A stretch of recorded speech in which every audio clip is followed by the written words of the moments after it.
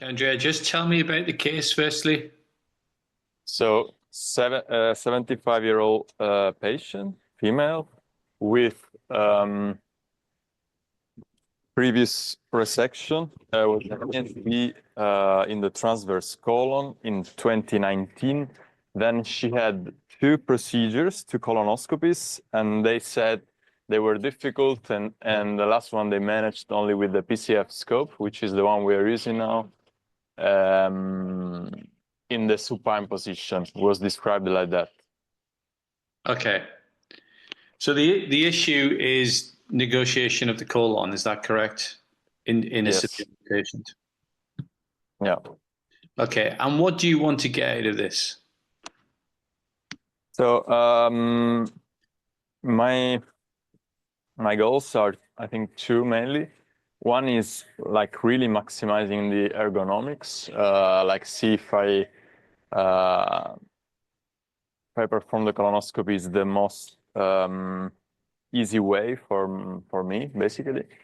And the second one is indeed to really understand also quite independently, hopefully from the scope guide, also what's happening, especially in difficult cases, because I won't have the possibility of having a scope guide in my next hospital, unfortunately. Okay. Well, that's fair enough. So firstly, in terms of ergonomics, your room view for me is quite small. So I need you to tell me when you're struggling so I can look at why you're struggling. It's really important you let me know that because I may not be able to pick up on it from the view I have. In terms of working out what's going on, without some form of scope tracking, it's really difficult to deconstruct it. But what I would suggest we do is we explain what's happening and why, and you can have a mental image of that in your head and also understand what the scope feels like when this is occurring. So if you don't have the benefit of a scope guide, at least you've been through the experience before and you know what you should be feeling. Does that make sense? Yeah, exactly. Thank you Because very it much. needs to be, it's intuitive really in terms of, what is available to you. Well, you've got all the visual clues on the screen. You've got the relative length of the scope, which truthfully is pretty meaningless unless the scope is straight.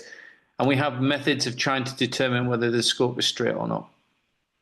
Anyway, I'll let you progress. So we're in a bit of a sigmoid diverticular disease at the moment, and they needed a PCF last time. So my big tip here is there's no rush. You're better to do this nice and slowly in a controlled way.